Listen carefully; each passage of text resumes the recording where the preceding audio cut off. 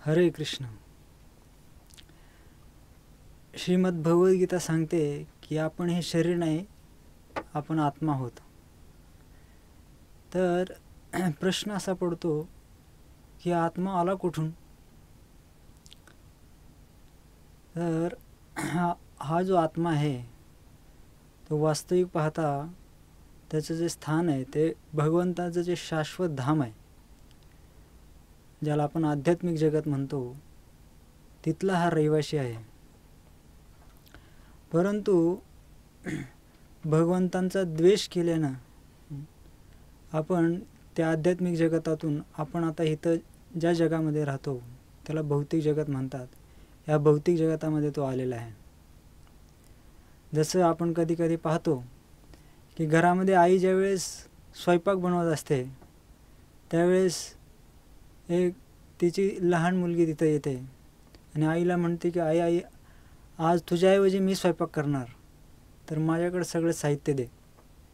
पण आई म्हणते नाही नाही बाळा, तुला ह्या अग्नीला सांभाळता येणार नाही, तुला व्यवस्थित स्वयंपाक बनवता येणार नाही. पण मुलगी हट्ट करते की नाही नाही आज मला स्वयंपाक करायचाच आहे. मग त्यावेळी त्या मुलीची आई काय करते की तिच्या मुलीसाठी एक खेळण्यातलं जे सगळं साहित्य आहे, गॅस आहे, सिलेंडर आहे, सगळे भांडे, ते त्या मुलीला देते आणि म्हणते की तू याच्यावरती स्वयंपाक बनव. आणि ती मुलगी जाते आणि स्वयंपाक बनवायला चालू करते. पण त्या खेळण्यामध्ये काय सगळा खोटाच स्वयंपाक असतो. पण ती मुलगी कधीपर्यंत ते खेळत राहते की जोपर्यंत भूक लागत नाही तोपर्यंत. जसंच भूक लागते ते पळत आईकडे जाते. आईला म्हणते की आई मला भूक लागली, मला जेवायला दे. आई विचारते की तू स्वयंपाक बनवते ते त्याचं काय झालं? तर ती म्हणते ते तर फक्त खेळणं होतं, त्याच्यात काहीच बनलं नाही, तू मला तुझ्या हाताने बनवलेला स्वयंपाक दे. तर या उदाहरणाप्रमाणेच आपण भगवंत आपल्या आईसारखे आहे आणि ती मुलगी आहे त्याप्रमाणे आपण सगळे ते भगवंतांचे लेकरं आहोत. पण आपण भगवंतांना म्हणतो की मला तुम्हाला सोडून आनंद भोगायचा आहे, तुमच्यासारखा आनंद भोगायचा आहे. तर भगवंत म्हणतात ठीक आहे, तू इथं नाही भोगू शकत, तू भौतिक जगतामध्ये जा. आणि त्यामुळे आत्मा या भौतिक जगतामध्ये पाठवला जातो. तर वास्तविक पाहता आपल्या सर्व जीवात्म्यांचं कर्तव्य आहे की भगवंतांची सेवा करणं. परंतु आपण त्यांचा द्वेष केलेला आहे आणि त्यामुळं आपण त्यांच्यापासून दूर झालेलो आहोत. जसं पंचतंत्रामध्ये एक छोटी गोष्ट सांगितली जाते की एकदा सगळे जे अवयव आहेत आपल्या शरीराचे, नाक, कान, डोळे, पाय, हात, सगळे मिळून मीटिंग घेतात. आणि त्या मीटिंगमध्ये विषय काय असतो की कोण श्रेष्ठ आहे. तर डोळे म्हणतात की मी सगळ्यात श्रेष्ठ आहे, कारण जोपर्यंत मी खाण्याचा पदार्थ बघत नाही तोपर्यंत कोणीच खाऊ शकत नाही. तर त्यावेळी नाक म्हणतं की तू पाहण्याच्या अगोदरच मला वास येतो, त्यामुळे मी तुझ्यापेक्षा श्रेष्ठ आहे. पण दात म्हणतात की तुम्ही पाहिलं आणि वास घेऊन काय फायदा आहे, जोपर्यंत मी चावत नाही तोपर्यंत तुम्ही काहीच करू शकत नाही, तर मीच तुमच्यापेक्षा श्रेष्ठ आहे. पण जीभ म्हणते तू जरी तोंडामध्ये घेऊन चावायला चालू केला तरी मला त्याची जर चव चांगली नसेल तर मला बाहेर टाकण्याचा अधिकार आहे, त्याच्यामुळे मी तुझ्यापेक्षा श्रेष्ठ आहे. तर त्यावेळी हातमध्येच म्हणतो तुम्ही सगळे गप्पा बसा की सगळ्यामध्ये श्रेष्ठ मी आहे, कारण जोपर्यंत मी उचलून तो पदार्थ तुमच्यापर्यंत पोचवत नाही तर तुमचा काय उपयोग आहे. त्यावेळी पाय म्हणता तुमचं सगळ्यांचं बरोबर आहे, पण सगळ्यांना त्या पदार्थापर्यंत घेऊन जाण्याचं कार्य माझं आहे, त्याच्यामुळे मी तुमच्यापेक्षा श्रेष्ठ आहे. असं त्यांचे भांडणं चाललेले असतात. पण त्यावेळी सगळेजण म्हणतात अरे आपण सगळे भांडतो आहे, आपण सगळे काही ना काही कार्य करतो आहे, पण इथं एक व्यक्ती असा आहे की जो बिलकुल कार्य न करता बसून नुसतं आरामशीर खात असतो. तर ते म्हणजे कोण आहे? पोट आहे. तर सगळे म्हणतात की आपण आता सगळेजण संपावर जाऊया, या पोटाला बिलकुल काही खायला द्यायचं नाही. तर पोट म्हणतं ठीक आहे, तुमची जशी इच्छा. पण काय होतं की जसं पोटाला खायला न दिल्यामुळं सगळे अवयव आपोआप त्यांची शक्ती निघून जायला चालू होते. डोळे गरगर फिरायला लागतात, हातामधली शक्ती निघून जाते, तोंड कोरडं पडायला लागतं. तर त्यावेळी त्यांना समजतं की अरे, आपण पोटाला जर दिलं तर आपल्याला पण शक्ती भेटत नाही. तर इथं काय आहे की सगळे जे अवयवांचं कार्य काय आहे की पोटाची सेवा करणं. पोटाची जर सेवा केली तर त्यांना पण शक्ती भेटते. त्याचप्रमाणे आपण भगवंतांची जर सेवा केली तर आपल्याला पण संतुष्टी भेटते. परंतु हे सगळं विसरून आपण भगवंतांचा त्यांच्या धामामध्ये द्वेष केला आणि आपण म्हणणं भगवंतांना की मला तुमच्यापासून दूर जायचं आहे, तुमच्यासारखा आनंद भोगायचा आहे. तर त्यामुळे भगवंतांनी आपल्याला ह्या ठिकाणी पाठवलं आहे या भौतिक जगतामध्ये, आणि त्यामुळे आपण सर्व दुःखी आहोत. तर हे आध्यात्मिक जगत आहे तरी काय, जिथं भगवंत राहतात, की जिथून आपण आलेलो आहोत. आणि भौतिक जगत काय आहे, या दोन्हीमध्ये काय फरक आहे. तर फरक असा आहे की भगवंताच्या धामामध्ये फक्त भगवंतांची सेवा केली जाते, आणि या भौतिक जगामध्ये सर्व जीवात्मे आपल्या स्वतः इंद्रियांची सेवा करण्याचा प्रयत्न करतात. तर शास्त्रामध्ये असं सांगितलेलं आहे की हे भौतिक जगत जे आहे ते आध्यात्मिक जगताचं विकृत प्रतिबिंब आहे. जसं एक छोटेसं गोष्ट सांगितली जाते. एकदा एका राजाची राणी स्नान करण्यासाठी गेली होती, आणि स्नान करण्यापूर्वी तिने त्याचा गळ्यातला जो हार होता तो काढून एका शेजारी दगडावरती ठेवला आणि ती स्नान करायला गेली.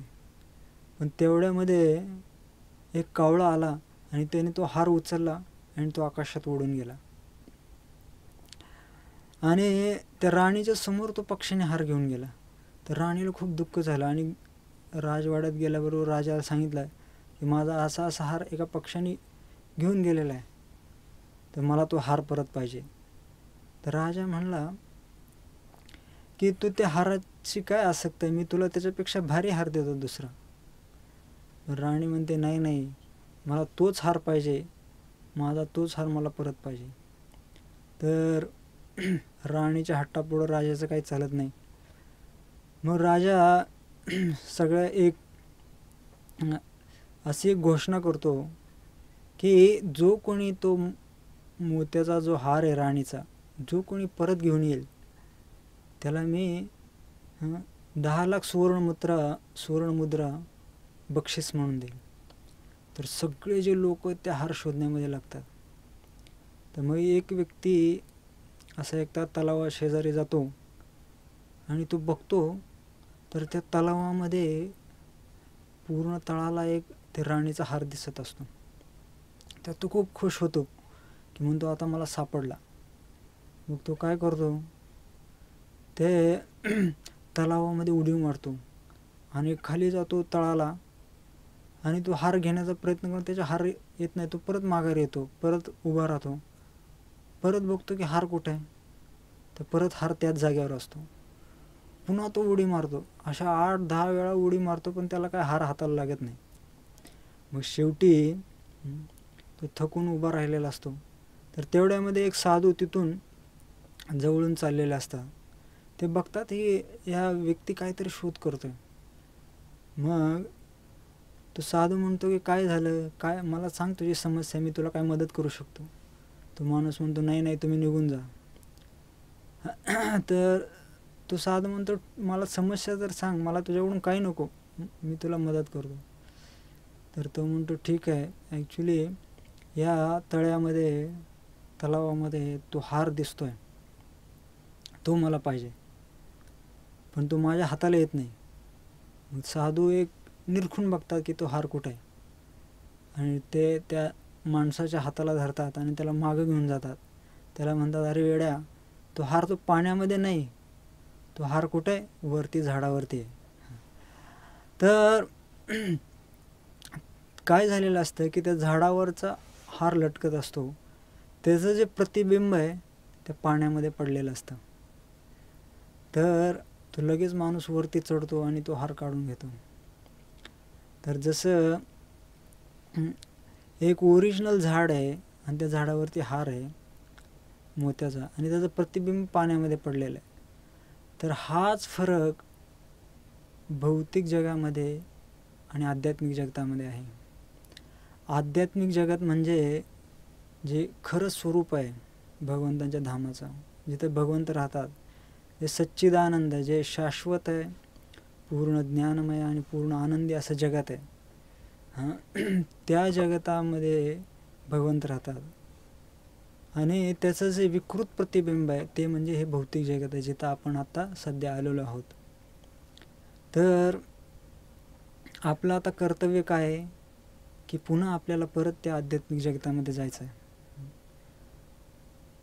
तर आपण त्यासाठी जे भगवंताने दिलेले ज्ञान आहे गीतेमध्ये परत जाण्यासाठी, तर त्याचं पालन केलं पाहिजे.